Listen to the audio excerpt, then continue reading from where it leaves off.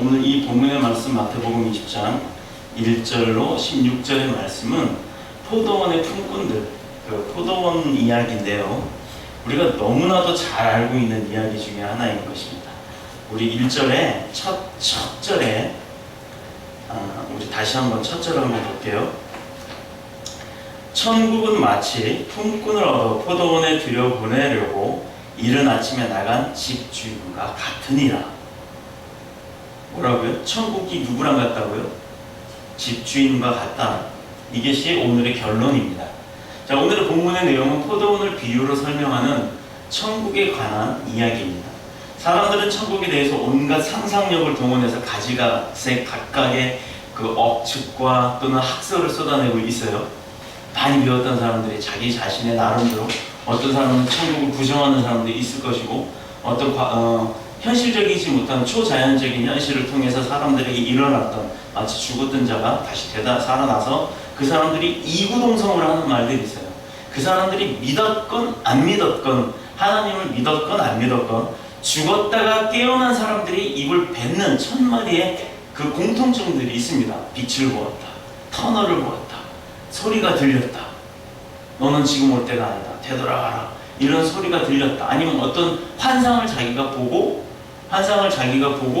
느꼈다. 이런 어떤 공통적인 이야기들을 동일하게 하고 있습니다. 자, 우리가요, 사람이 죽으면 그걸로 끝난다라고 생각하는 사람들이 80%고, 또 나머지 10%는 지금 이승에서 어떻게 살았다가 어떻게 죽었는지에 대해서 그 심판을 받고 나중에 다시 환생을 한다고 믿는 사람들이 또 10%가 있어요. 그러나 또 나머지 10%는 우리가 죽으면 육체는 썩지만 영은 심판을 받아서 천국을 가든 지옥을 가든 둘 중에 하나 어딜 분명히 간다라고 믿는 사람들이 있다는 것입니다. 그렇다 그러면 대다수의 사람들이 죽으면 그만이라고 생각하는 사람들이 80%씩이나 된대요. 이 사람들은 믿음이 없는 거죠. 어떤 종교를 믿었든 안 믿었든 간에 완전한 사후세계에 대한 그런 자신의 어떤 믿음이 없다라는 사람들입니다. 자, 때로는 죽은 자가 다시 살아 돌아와서 천국에 가는 내용 증명한다고 얘기했죠. 정작 이 지구상에 살아있는 인간으로서 천국의 참된 모습과 그 실상을 알고 있는 사람은 한 사람도 없다는 거예요. 우리도 성경, 진리의 말씀, 성경을 통해서 배워서 알고 있는 거지 실제로 경험을 해보진 않았잖아요. 죽었다 살아난 사람들도 천국을 갔다가 온 것은 아니란 얘기예요. 천국을 바라보고 왔을 수는 있었어도 마치 자기가 그 속에서 살다가 다시 온 것은 아니라는 얘기입니다. 18세기에 천재 과학자가 있었는데요. 그 스웨덴버그라고 하는 그 과학자는 천상의 인도를 받아서 27년 동안 영계, 우리가 영계라고 하죠. 그 영계의 세계를 드나들면서 체험을 했다고 하네요. 어떻게 보면 그 사람이 쓴 그 자세히 써놓던 그 기록들을 보면 후세의 천국과 지옥에 관한 내용을 남기기도 했지만 과연 이것이 이런 경험들이 객관적인 사실로 인정받기 어려웠다라는 것이 더 증명이 되었다고 할 수가 있습니다. 사람들은 천국을 생각하면서 제일 먼저 어떤 장소일 거라고 생각을 하는 게 대부분일 거예요. 왜냐하면 어떤 목적을 두고 우리가 살고 있고 그 목적을 위해서 가기 위해서 노력을 하는 것인데, 천국 또한 우리가 영원히 죽으면 어딘가에 갈 것이다 라는 장소적 개념으로 천국을 이해를 하고 있다는 얘기죠. 예수님은 본문에서요, 천국이란 장소적 개념이 아니라 본질적으로 그 천국이 본질적으로 어떤 나라인가를 보여주고 있는 것입니다. 자, 그 내용은 천국은 마치 품꾼을 얻어 포도원에 들여보내려고 이른 아침에 나간 집주인과 같으니라고 시작을 하고 있습니다. 이 말씀에서는요. 자, 어떤 포도원 주인이 자신의 포도원에서 일할 인부들을 구하기 위해서 그 인력시장이라고 하죠. 우리는 요즘 인력시장에 그 경기가 안 좋을수록 인력시장에 인부들이 많다 그러네요. 근데 이 인력시장에 보통 새벽 4시 정도의 사람들이 모여서 한 5시 정도 이렇게 사람을 컨택을 한대요. 차 하나가 와서 일 시킬 사람이 와서 누구 이렇게 딱 와서 일 잘할 사람을 뽑아서 데리고 갑니다. 그러면 6시부터 시작을 해서 저녁 6시까지를 보통 하루의 일과라고 보고 하루의 일삭을 주게 돼 있어요. 자, 이른 아침과 3시와 6시와 9시에 각각 나가서 품꾼들을 불러 포도원에 들여보내고 있습니다. 자, 여기서 우리가 이 본문을 바로 이해하기 위해서는 이제 숫자적인 개념의 유대인들의 시간에 대해서 좀 알아야 될 필요성이 있습니다. 우리가 아침과 3시와 6시와 9시라고 했는데 3시하면 우리 집 보통 시계에 3시, 6시면 6시, 9시면 9시로 보통 생각을 할 수 있겠죠. 근데 이른 아침이라고 했고 또 3시와 6시와 9시라고 그러면 한낮을 낮 시간대가 되겠죠. 자, 여기서 우리는 1세기를 전후해서 로마의 영향을 받았던 유대 사회의 그 시간이 지금 우리의 하루 24시간의 개념과는 조금은 다르긴 했지만 똑같이 24시간의 개념을 가지고 그 모든 일들을 관리하고 있었다는 것을 우리가 알 수가 있습니다. 하루의 단위를 일몰서부터 시작해서요, 그 다음날 아침 일몰까지를 계산을 했대요. 지금은 우리는 일출을 기준으로 해서 다음날 아침 일출까지가 하루라고 계산을 하고 있는데, 이 당시에는 해가 진 시간부터 다음날 해가 질 때까지를 하루라고 봤대요. 지금 왜 두 번을 돌리냐면 12시간이 돌아가서 12시간이 또 돌아 24시간이 되니까. 자, 그들은 해가 떠오른 아침 6시경을 보통 우리 아침 새벽 6시를 0시로 계산을 했고 있었어요. 지금 우리 자정 12시라고 하는 그 개념입니다. 여기서 본문 1절에 이른 아침은 새벽으로 볼 수가 있는 것이고요. 제3시라고 하는 그 시간은 오전 9시로 6시를 또 정오로, 또 9시라고 하는 그 오늘날 그 시간은 오늘날의 오후 3시 정도로 볼 수가 있는 거죠. 자, 그렇다면 뭐 3시가 됐든 9시가 됐든 뭐 그건 중요한 게 아니니까, 주인은 부지런히 포도원 바깥을 다니면서 그 포도원에서 일을 할 만한 사람들을 골라왔다라는 거예요. 속속속속 이제 불러드렸죠.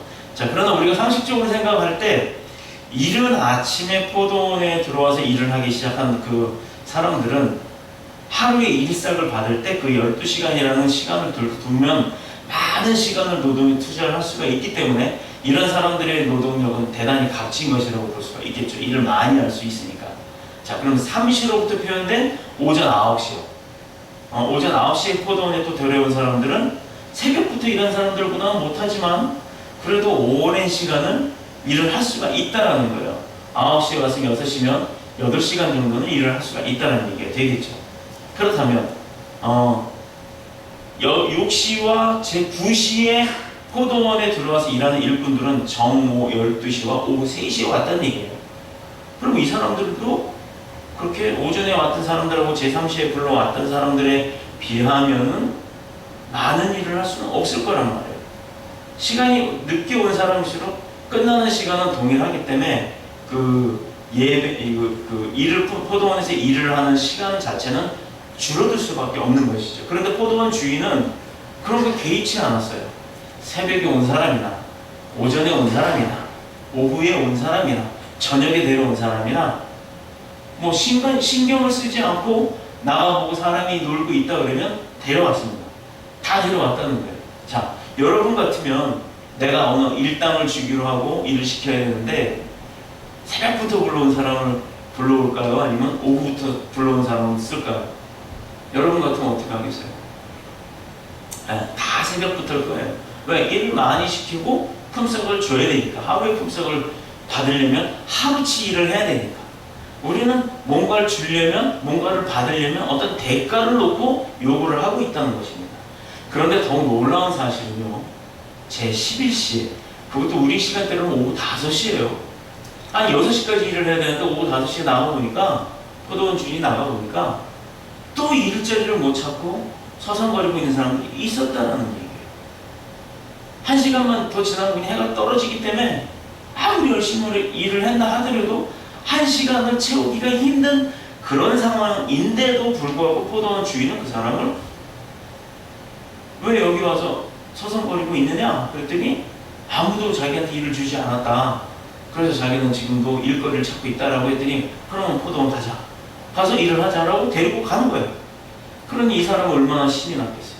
그 사람의 마음을 보면, 아, 내가 오늘 공치는 줄 알았는데 하나도 돈을 못 버는 줄 알았는데, 아, 이 사람이 와서 날 쓴다고 하니까 가서 열심히 일을 해야지.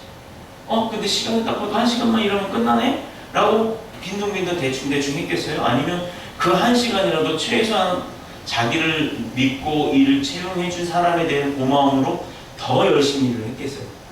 자, 굉장히 일을 열심히 했을 것이라는 얘기예요. 그러나 그 사람이 사람인 관계로 아무리 열심히 했다 해도 1시간 동안 자기가 할 수 있는 양은 아침 새벽부터 맡은 사람들에 비하면 미미하게 적다는 거죠. 아주 적을 수밖에 없다라는 얘기입니다. 그럼에도 불구하고 이 포도원 주인은 전혀 그 사람이 얼마만큼 일을 할 건지, 내 농장에 얼마만큼 도움을 줄 건지에 대한 개념 없이 데려와서 썼다는 얘기예요. 자, 더 기막힌 일이 있습니다.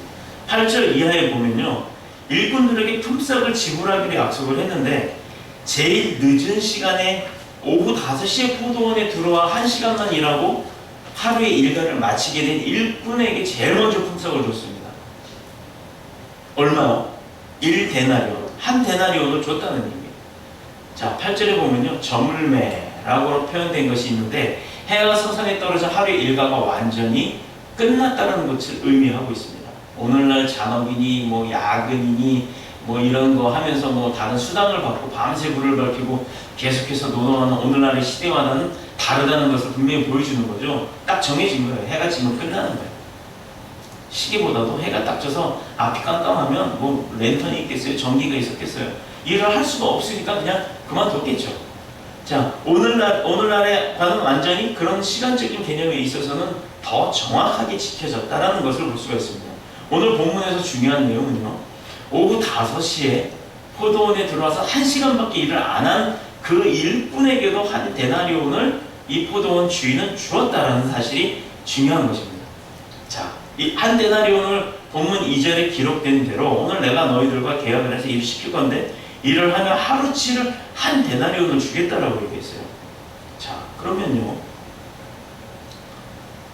해가 떠오른 이른 새벽부터 시작해서 하루를 9시간 정도를 일한 사람하고 또 8시간 일한 사람, 5시간 일한 사람, 3시간 일한 사람이 있지만 마지막에 1시간 일한 사람부터 먼저 주기 시작을 했는데 똑같은 1데나리온을 줬으니 어떤 문제가 발생을 했을까요? 먼저 일한 사람들이 열이 날 거 아니에요. 아, 뭐야, 나는 속된 말로 나는 아침부터 열나게 일을 했는데 헐 이러겠죠. 왜 저 사람은 1시간밖에 일 안 했는데 똑같이 1데나리온을 주지? 아, 아니구나. 저 사람 1데나리온 줬으니 1시간 했는데 1데나리온 줬으니 난 9시간 했으니까 9데나리온을 주겠구나. 그런 생각할 수 있겠죠. 자, 이 1데나리온이라는 금액이요, 상당히 큰 금액이에요. 자, 누구나도 그런 생각을 할 거란 말이에요. 마지막에 와서 1시간 일한 사람은 1데나리온을 줬는데 나는 그보다 몇 배의 일을 했으니까 당연히 몇 배를 주겠지라는 생각을 할 거래요. 누구든지 할 거란 말입니다. 이게 바로 사람들의 간사한 생각인 거예요. 그러나 분명히 2절에 포도원 주인은 하루 일당 1데나리온을 주기로 약속을 했어요.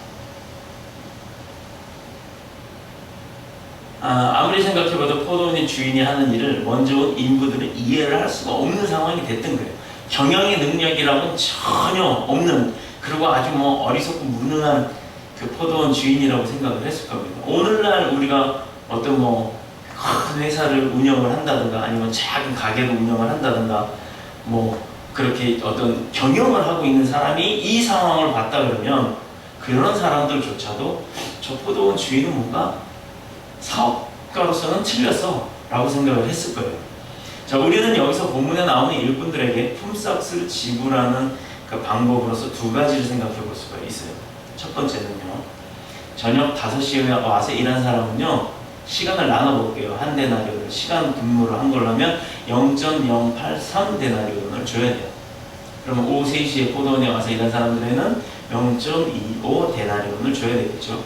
정오부터 일한 사람들에게 0.5데나리온을 줘야 될 것이고요. 아침 9시부터 일한 사람은 0.75데나리온, 그리고 새벽 6시부터 일한 사람은 온전한 1데나리온을 줘야 되는 것입니다. 자, 두 번째로 포도원 주인이 1시간만 일한 일꾼에 1데나리온을 주었으니까 그 이전에 온 사람들은 당연히 몇 배, 아까 얘기했듯이 몇 배로 그 시간의 배수대로 줄 것이라는 계산을 할 수도 있다는 얘기입니다. 그러나 포도원 주인은 새벽에 온 일꾼뿐만 아니라 1시간 전에 온 일꾼에게도 똑같이 1데나리온을 주었던 거예요.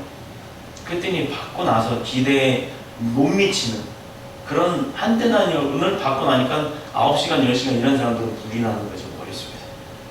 그래서 불만이 생겼습니다. 생각해보면 이것은 뭔가 잘못된 처사겠죠. 그렇죠? 불공평한 일이라고 볼 수도 있는 것입니다.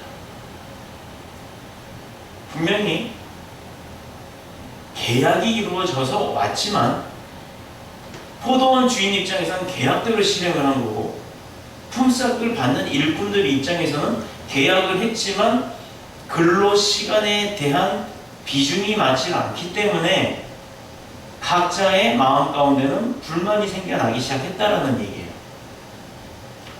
자, 요즘에는요 그런 게 있어요. 직급에 대한 수당이라는 것이 있는데 그 사람이 무슨 일을 하느냐에 따라서 같은 회사에서 똑같은 9시간을 근무해도 이 사람이 어떤 일을 하느냐에 따라서 그 급여의 차이가 있습니다. 수당의 차이가 있어요. 자, 그냥 단순한 노무지, 회사에서 만들어낸 물건을 차에 싣고 내리는 것만 한 사람하고 그 회사에서 그 물건을 기획하는 사람, 또 상품을 설계하는 사람, 또 아니면 그걸 영업하는 사람, 아니면 그 회사를 운영하는 사람에 따라서는 그 급여의 차이가 어마어마하게 난대요. 얼마 전 뉴스에서 보니까 삼성그룹의 대기업 총수와 일반 평사원도 연봉이 거의 1억이 넘어요. 한 달에 거의 1,000만 원 가까이 한 800~900만 원씩 이렇게 월급을 받는데 총수는 48배인가요? 148배인가요? 하여튼 뭐 그 1억을 받는 사람의 148배의 금액을 받는다라고 하네요. 1년에 1억 버는 사람이 148배면 얼마야? 1480억이 되겠죠. 한 사람 월급이 그렇다는 얘기예요. 자, 이런 총수의 데나리온이 각자의 품꾼의 데나리온이 달라야 될 것 같은 요즘 시대에서도 그 품삯은 분명히 직급에 하는 일의 농도에 따라서 달라질 수 있다는 얘기죠. 자, 그럼 두 번째 이야기가 바로 그런 것이었어요. 내가 일을 더 많이 했으니까 더 많이 받을 것이라는 생각을 했던 게 품꾼을 받는, 품삯을 받는 일꾼들의 생각이었다는 것입니다. 생각해보면 정말 이건 잘못된 처사예요. 그죠? 분할 수 있어요. 그러나 11절에 일찍 온 나머지 일꾼들이 불평하는 것은 이해할 수가 있는 거예요. 우리로서는 이해할 수 있는 부분이에요. 그러나 주인의 태도는 어땠죠? 13절 이하를 한번 봅시다. 제가 읽을게요. 친구여, 내가 네게 잘못한 것이 없노라. 내가 나와 한 데나리온을 약속하지 아니하였느냐? 네 것이나 가지고 가라. 나중은 이 사람에게 너와 같이 주는 것이 누구의 뜻? 내 뜻이니라. 포도원 주인이요. 주는 사람은 내 마음이다 이거예요. 내 돈 내 돈 가지고 내가 쓰겠다는데 너 왜 잔소리가 그렇게 많아? 내가 처음에 너한테 한 데나리온 준다고 해서 줬잖아. 뭐 불만이야? 자, 그런 이야기입니다. 새벽부터 포도원에 들어와서 땀을 흘려서 하루 종일 일한 그 일꾼이나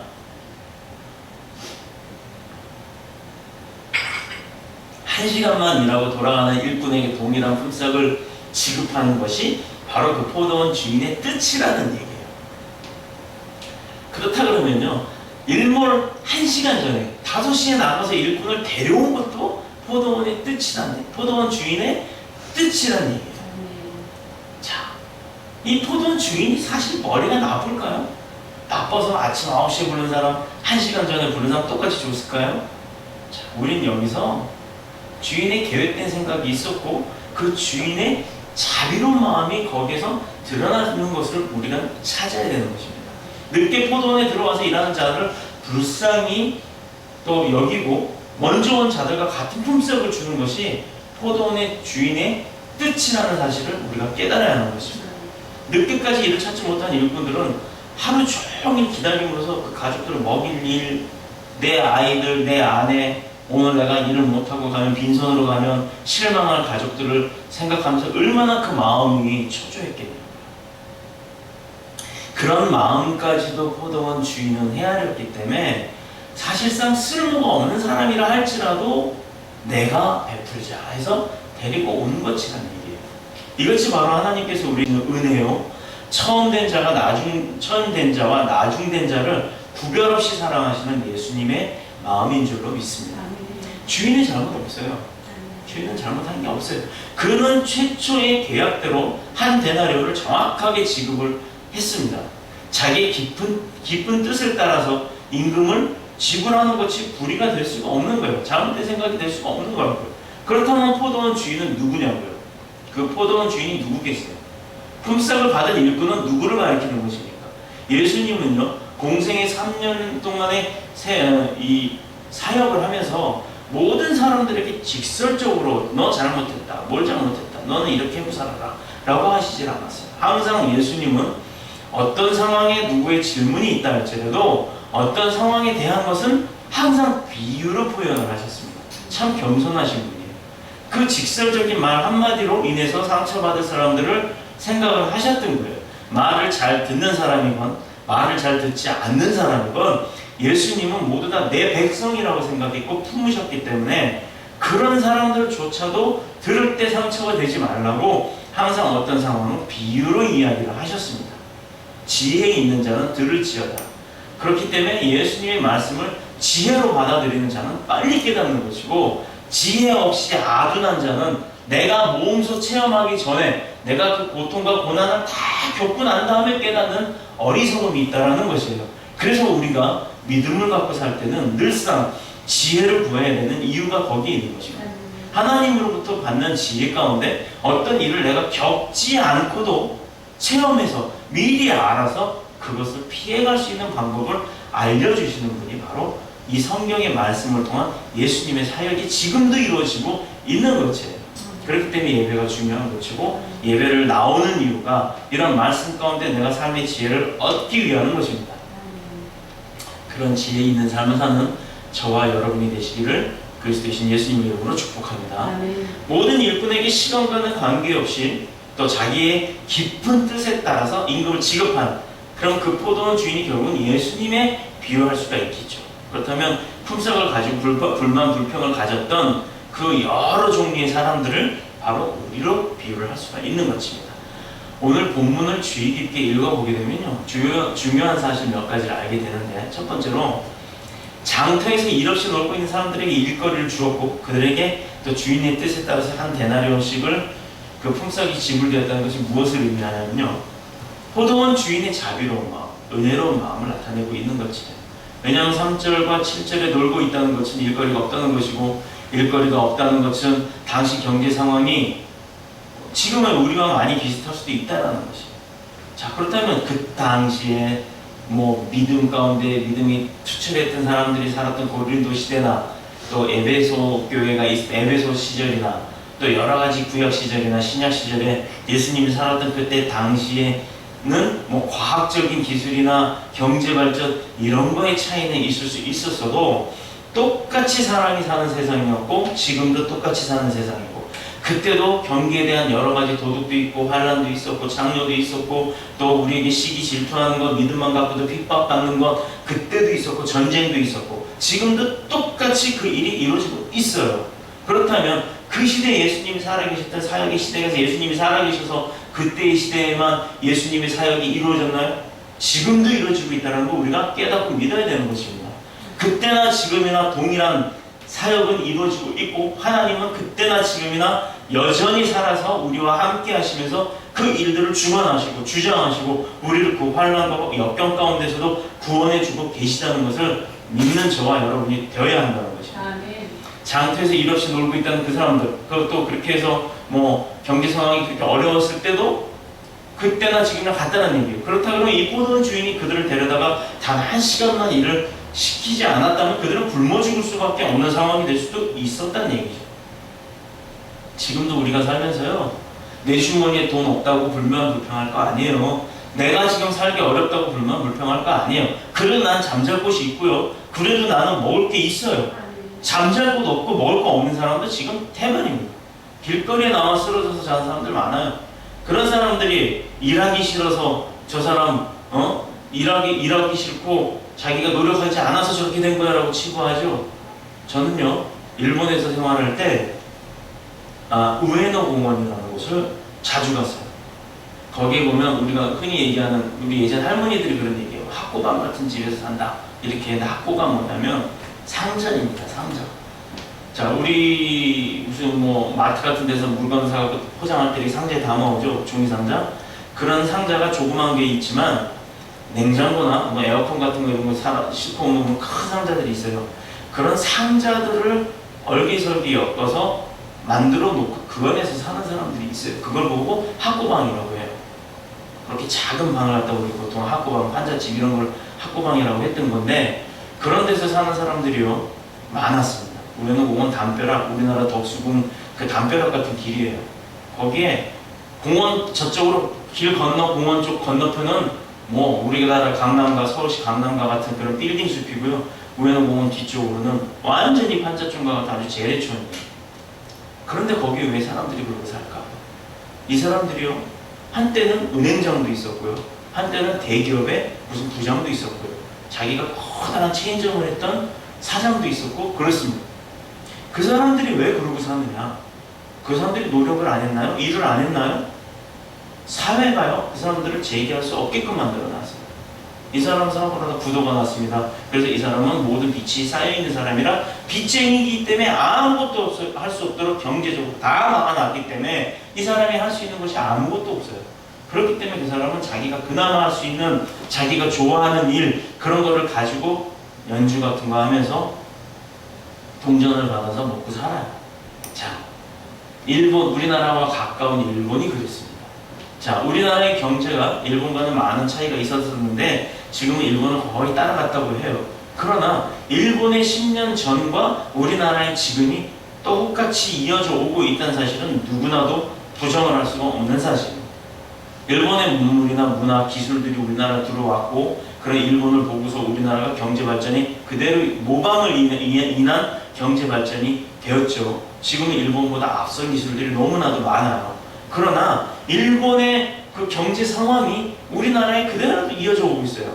일본의 경제 불황도 우리나라에 이어왔고요. 일본의 작은 땅 가운데 고층 그 뭐라 그러죠?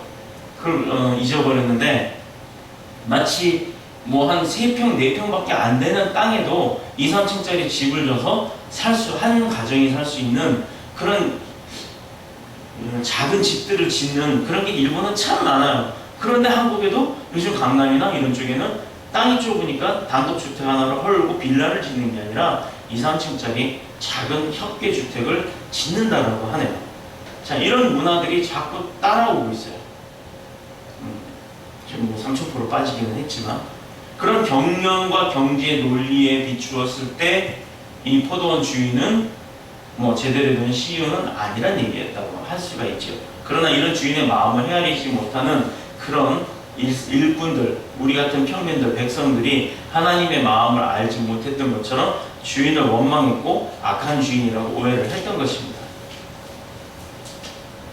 그 어떤 사람에게도 쓰임을 받지 못하는, 알아주지 않는 그런 무가치한 이런 사람들을, 이런 아무런 가치도 창출해내지 못하고 어떻게 보면 버림을 받은, 사회로부터 버림을 받았던 그런 사람들이 고통당하고 또 쓰러져서 아픔을 겪고 있는데 그 포도원 주인은 내가 가진 것이 있기 때문에 그 사람들을 데려다가 그나마 물질적인 도움을 주면서 위로를 하고 싶었던 거죠.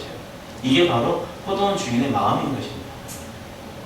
바로 이것이 우리를 향한 하나님의 마음이었기에 예수님은 포도원 주인을 비유로 할 수 있고요, 하나님 아버지의 은혜로운 마음을 나타낼 수가 있었던 것입니다. 바로 우리는 이 같은 사람에 사로잡혀 있는 거예요. 지금도 우리 그런 사람에 사로잡혀서 살고 있어요. 이 같은 주인의 깊은 뜻을 알고 그 뜻에 감복당하고 행복한 사람이 되어가는 줄로 믿습니다. 이런 말씀을 알게 된 우리 교회가 하나님이 함께 하시는 교회이고 또 늘상 하나님이 주시는 그 축복을 통한 행복한 교회인 줄로 믿습니다. 아멘. 둘째로 왜 일꾼들은 주인을 원망할 수밖에 없었는가는 사실입니다. 10절에 보니까요, 내가 남보다 더 받을 줄 알았다라고 했어요. 더 일을 했거든. 1시간 일한 사람 한 대나리니까 난 다 9시간에서 9대나리니까 더 받을 줄로 알았던 거예요. 오늘 이상 인간들의 탐욕 때문이에요. 욕심 때문이에요. 자, 우리가 그런 생각을 해보면, 내가 집 없는 사람들, 집 때문에 맨날 이사 다니고 이런 부모님들, 뭐 우리 가운데도 그런 사람들이 있을 겁니다. 그 마음 가운데 그런 생각을 해본 적이 있어요. 정말 한 10평, 15평짜리라도 그냥 내가 이사 안 가고 좀 편안히 살 수 있는 집, 진짜 뭐 다 쓰러져 가는 거 알만 아니면 내가 그런 집 하나만 있으면 진짜 소원이 없겠다 그래갖고 열심히 일을 해요. 그래서 뭐 결혼한 지 몇 년 만에 한 10년 만에 그런 집을 하나 딱 장만했어요. 그리고 애 낳고 살다 보니까 지금 집이 좀 좁은 것 같아. 그때 욕심이 바뀌어. 한 30평만 되는 집 하나만 있었으면 딱 좋겠다. 30평 되는 집 사요. 사게 됐어요. 축복을 받아서 30평쯤 되니까 20, 30평도 좁아. 버릴 건 그동안 버려야 되는데 버리지 않고 죄다 쌓아놨으니 집안에 이것저것 다 가다 보니까 자기네가 살 곳이 없지. 버릴 건 버려야 돼요. 나눌 건 나누고 줄 건 줘야 돼요. 나한테 필요 없는 건 빨리 판단을 해서 나눠줘야 되는 거예요. 그래야 내가 홀가분하게 다녀야 편한 거예요. 내 주머니에 여기 1년 전에 씹다 남은 거, 여기 무슨 사탕, 여기 볼펜 이런 거 막 주렁주렁 넣고 다니는 것들이 있어요. 보면. 그럼 옷이 이렇게 축 처져서 무거웠고 이러고 그래요. 양복에서 보면 뭐 도라에몽의 그 맞는 주머니 마냥 꺼내는 대로 다 나온 사람들이 있어요. 그 여성분들 같은 경우는 백이 그렇다며요. 백 안에 보면 다 나온다며요. 다 필요 없는 거야. 무겁기만 해요. 그때그때 필요한 것만 갖고 다니는 것이고요. 가장 필요한 필수품만 가지고 다니면 되는 것이에요. 자, 그런 욕심 가운데 큰 집 하다 보면 나중에는 집 한 채만, 집 두 채만, 집 세 채만, 빌라 하나만, 아주 상가도 하나 있었으면 이런 욕심이 무한대로 늘어나게 되는 것입니다. 그 사람이 처음에 마음으로 되돌아가 본다면요, 자기 집도 없이 돌아다닐 때 생각해보면 정말 많은 축복을 받았는데도 불구하고 그 상황이 또 축복받은 상황이 되면 더 큰 축복을 위한 욕심이 생기는 게 바로 인간의 마음인 것입니다. 교회도 마찬가지예요. 우리처럼 이렇게 작고 아담한 교회, 아직은 건물도 없고 처소도 없고 예배당도 없어요. 그러나 저는 당당하게 사업장 예배장이라고 얘기를 해요. 뭐 창피한 거 뭐 있나요? 이것도 그나마 감사합니다. 그래서 더 좋은 예배 처소가 생길 줄로 믿지만 그 좋은 처소를 통해서 더욱더 부흥이 되고 더 발전이 되고 더 큰 건물이 생기는 것은 원치 않아요. 하나님이 해주시는 데까지만 저는 받을 거예요. 더 욕심은 내지 않을 겁니다. 자, 이런 부분들이 뭐가 바뀌어야 되냐면 더 큰 건물 지을 돈이 있으면요 나눌 거예요. 선교 보내고 이웃을 도울 거예요. 그게 더 중요한 것이에요. 아무리 교회가 부족하면 그냥 강당 하나 빌리죠. 그때 빌려서 쓰면 되죠. 그것도 봉사고 섬김이에요. 치웠다가 주중에는 학교에서 쓰고 또 학교 강당 또 주말 되면 또 성도들이 가서 의자 다 배열하고 또 강대 만들어 놓고 예배 드리고 예배 끝나면 또 다 치워주고 힘들기는 하겠지만 그 또한도 화합되는 마음, 그런 섬김, 교회를 내가 만들고 지우는 그런 은혜가 있을 줄로 저는 믿습니다. 어려운 사람들이 더 받는 것을 보고 기뻐하고요. 또 나도 잘 돼야 하지만 잘됨 가운데 남이 더 잘 되는 것을 보면요, 우리는 그걸 즐거워해야 돼요. 근데 우리나라 속담 가운데 사촌인가? 사촌이 땅을 사면 배가 아프대요. 참 왜 그런 말이 나왔는지 참 그건 나는 그 남의 불행이 나의 행복이라고 하는 그런 얘기도 있어요. 아니 남이 불행해지는데 그게 왜 내 행복이 될 수가 있을까요? 참 그거 사람들이 그런 말초적인 것, 자기 자신만을 위한 것, 나만 아는 것, 내 가족만 아는 것. 그러다가 내 가족만 아는 집에서 우리 애 이렇게 키워놓으면요, 그 애는 우리 부모도 없어요. 걔도 우리 애만 알아요. 그거 우리가 아이들 양육할 때 잘 가르쳐야 되는 것입니다. 자, 보람이 되어야 하는 게 우리 정상적인 마음인 것이에요. 남이 잘 되는 것. 나도 잘 되지만 나보다도 더 잘 되는 걸 축복해줘야 하는 것이 우리의 마음인 것입니다. 이유가 뭐냐면요, 본문에서 놀고 서 있는 일꾼들을 다른 사람이 아닌 바로 우리 자신이 될 수가 있기 때문인 거예요. 그 놀고 있는 사람들이 뭐 놀고 싶어 노는 게 아니라 하고 싶어도 못해서 그런 사람들이, 그게 바로 우리가 될 수가 있기 때문인 것입니다. 자, 우리가 이만큼 살고 은혜를 누리는 것은요, 우리에게 그만한 가치나 자격이 있어서 이루고 사나요? 아니에요. 우리가 뭐 집도 없고 뭐 차도 없어요. 그렇지만 두 다리 멀쩡해요. 이거 얼마나 감사해요. 집 있고 차 있고 두 다리 멀쩡하지 못해서 집에서만 사는 사람 많아요. 그게 집입니까? 감옥이지? 못 나오잖아요. 그렇게 따지면 상황에 따른, 형편에 따른 환경과 조건에 따라서 누구는 있지만 누구는 없는 게 있잖아요. 그게 불행이라는 거예요. 내가 없다고 해서 불행한 게 아니라는 것입니다. 내가 없는 것도 있지만 내가 가진 것을 찾아보면요, 얼마나 많은지 몰라요.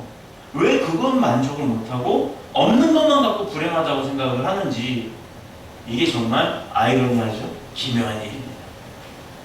하나님은요, 우리에게 없는 것을 찾지 말고 있는 것을 찾게 지혜를 주시는 줄로 믿습니다. 그래서 늘 만족해하면서 이 상황에 즐겨하면서 행복해하면서 감사하면서, 이게 바로 천국인 거죠.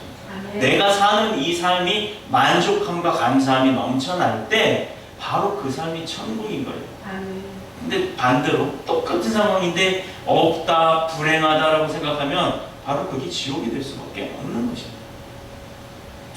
각자의 삶, 내 상황, 내 위치, 내 처지, 이것을 즐기고 감사할 줄 아는 저와 여러분이 되시길 축복합니다.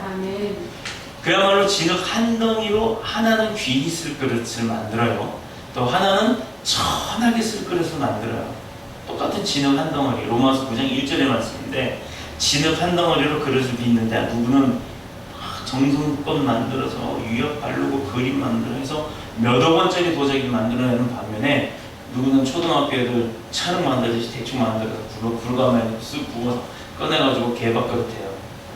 자, 똑같은 진흙인다 할지라도 분명히 두 가지의 비유에 의한 고급스러운 그릇과 천한 그릇으로 빚어지듯이 하나님은 토기장이 계십니다.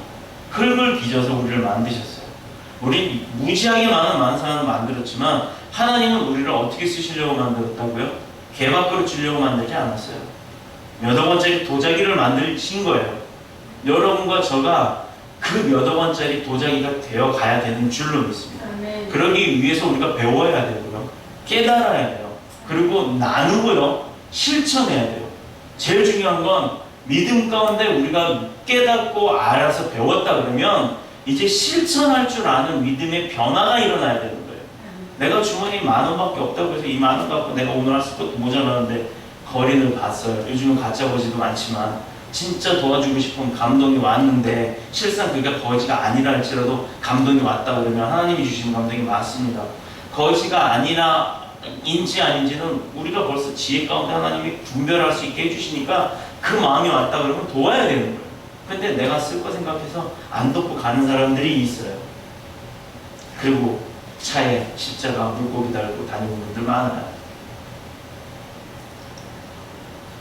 우리는 이같이 귀한 존재로 만드시려고 포도원 주인 대신 하나님께서는 자기 자신의 아들을 십자가에 매달아서 희생까지 시키셨어요. 자, 이제 더 말 안 할게요. 그게 얼마나 많은 사건들이 있었어요.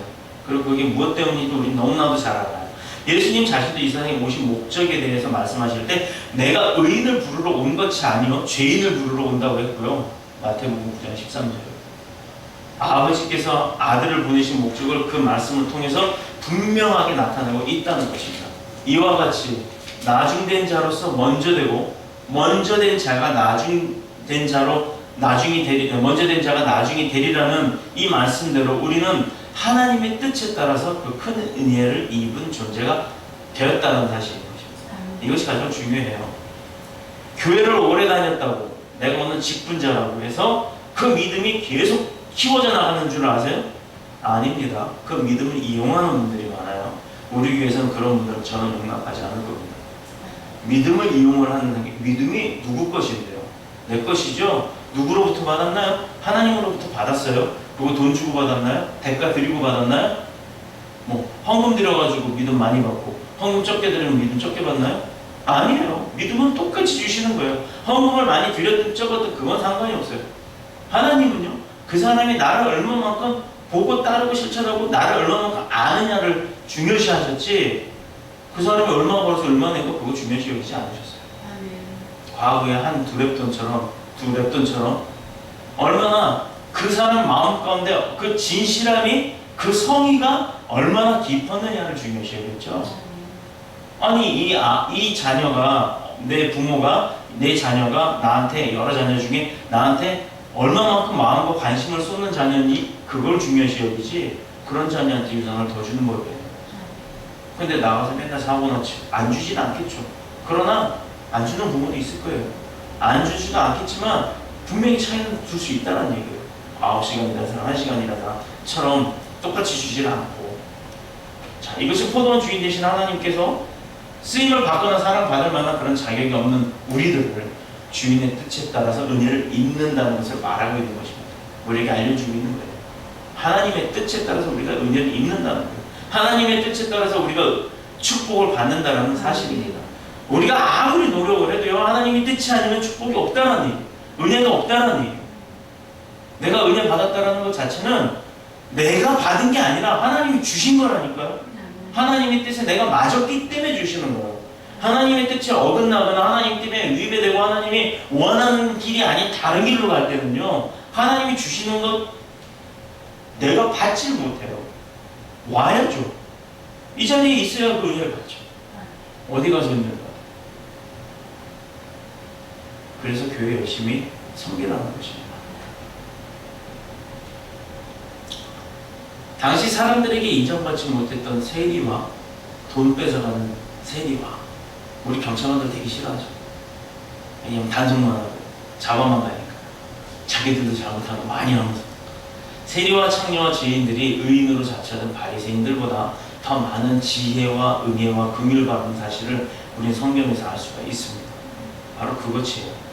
우리도 모자라는 사람이에요. 부족한 사람이에요. 나약한 사람이에요. 어리석은 사람이에요. 그런데 성경을 통한 예수님을 알게 되는 교회를 통해서 예수님을 알고 하나님의 그 말씀을 통해서 진리를 깨닫고 믿음이 심어져 가고 변화가 되어져 가면 우리는 그런 사람들이었어도 하나님으로부터 은혜와 축복과 지혜를 받는 사람이기 때문에 변화되었다고 했잖아요. 더 발전을 할 수가 있다는 거죠. 그게 바로 축복인 것입니다. 지금 상황보다 더 좋아질 수 있는 게 축복인 거예요. 근데 하나님을 알지 못하고 말씀 듣고 깨닫지도 못하고 맨날 싸움박질이나 하고 똑같은 일을 똑같이 살고 있으면 반복해서 살아요. 계속 좋아질만 하면 다시 나빠지고 좋아질만 하면 다시 나빠지고 한 번 나빠지고 나서 그냥 회개하고 또 올라와서 또 나빠지고 이런 걸 해봐요. 맨날 그 자리잖아요. 다람쥐 쳇바퀴 돌듯이. 왜 이거를 알면서 그렇게 안 사는지 모르겠어요. 그러므로 오늘 우리는 하나님의 포도원에 들어와 그분을 위해서 1시간만이라도 일할 수 있다는 것에 감사해야 되는 것입니다. 이게 제일 중요해요. 우리가 진짜 하나님이 열어주신 그 포도원 가운데 들어가서 단 1시간만, 아니 단 1분만이라도 내가 일을 할 수 있다면 아이고 1분 일하거나 1데나리온 받았네가 아니라 그 1분이라도 하나님이 원하는 그 마음 가운데 들어가서 내가 그분의 마음에 만족이 되었다 그러면 그거 이상 바랄 것이 없다는 거예요. 그게 제일 중요하다는 거예요. 한 사람은 1분만 만족을 했을 수 있겠죠, 하나님한테. 한 사람은 9시간을 만족을 할 수가 있었다는 거예요. 그걸 깨닫지 못하는 사람들이 너무 많아요. 왜 누구는 교회 와서 1시간, 지금 청소 좀 하자는데 지금 저 핑계도 다 막 이제 1분만, 난 9시간 동안 닦았는데 그게 불만 불평을 할 게 아니라 9시간 동안 나는 하나님과 함께 있었다는 걸, 축복을 받았다는 걸 깨달아야 된다니까요. 힘은 들지요. 힘은 들어요. 그러나 하나님은 그 1분도 축복하고 우리도 축복을 하세요. 근데 똑같은 축복을 주고 계셨는데 나는 9시간 동안 받았다는 걸 왜 깨닫지 못하는 거예요? 그걸 불만 불평을 갖는 사람들이 많아요. 그럴 필요가 없다는 겁니다. 그게 행복이고 그게 축복이고 은혜이기 때문에 나의 기쁨이 되는 걸로 내가 깨달아야 된다는 거예요. 그래야 그게 축복을 더 많이 받은 거라는 걸 왜 본인이 그걸 받아놓고도 모른다니까요. 그런 부분들. 설교 좀 빨리 좀 끝내지. 집에 가서 나 빨리 뭐 해야 되는데. 이따 오후에 누구 만나기로 했는데. 이러다가 시간 늦겠다. 이 생각 가지고는요, 그 1분 온 사람보다도 못한 거예요. 갖지 마세요. 내가 어차피 왔어요. 말씀이 예배가 끝난 동안 이 예배 말씀 다 내 거 만들어야지. 이런 욕심을 가지세요. 이런 거룩한 영적인 욕심은 얼마든지 가져도 좋은 것입니다. 자, 더 나아가서 14절이요. 이 사람에게서 너와 같이 주는 것이 내 뜻이니라라고 분명히 마지막에 경고 아닌 훈계를 하셨어요. 자, 우리는 비록 이 시대에 태어났지만 믿음의 조상인 아브라함과 이삭과 또 그 야곱의 영적 유업을 이어가는 축복된 사람인 줄을 믿습니다. 그렇다는 것을 하나님은 우리에게 지금 말씀하고 계시는 거예요. 우리를 향한 하나님 아버지의 뜻은 변함이 없는 분명함이 있어요. 아무도 사용해 주지 않고 인정해 주지 않고 쓸모없는 우리지만 당신의 거룩한 포도원에 충성된 일꾼으로 불러주셨다는 것만 생각을 하면 얼마나 행복한지 몰라요. 또 반대로 더 그걸 좀 나눠서 얘기하면 이 세상에 정말 많은 교회가 있어요.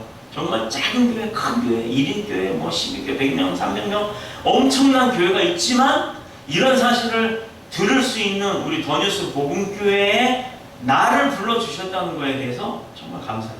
뭐 인원이 많고 적고 중요한 게 아니에요. 나 자신에 있어서는 이런 말씀을 들을 수 있는 교회가 우리밖에 없잖아요.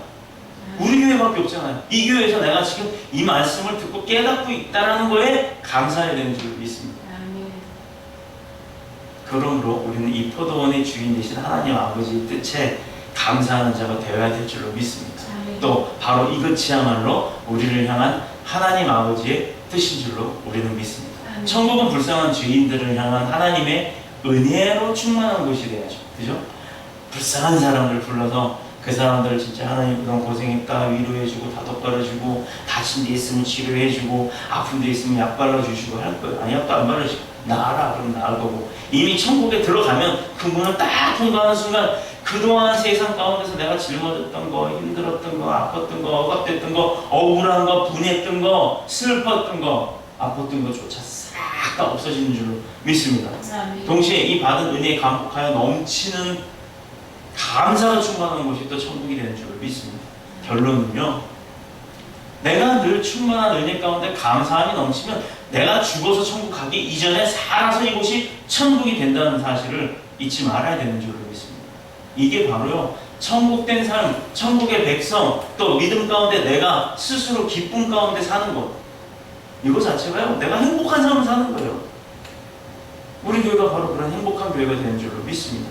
더뉴스 복음교회가 바로 이런 은혜로 충만한 포도원 같이 또 그런 은혜 자비가 넘치는 그런 포도원 주인이 있었던 그 포도원 같이 그리스도이신 예수님이 우리 더뉴스 복음교회에 함께하는 그런 충만한 은혜가 넘치는 더뉴스 복음교회가 될 줄로 믿습니다. 그리스도이신 예수님 이름으로 그런 교회 가운데 믿음으로 섬기는 여러분을 축복합니다. 기도드리시겠습니다.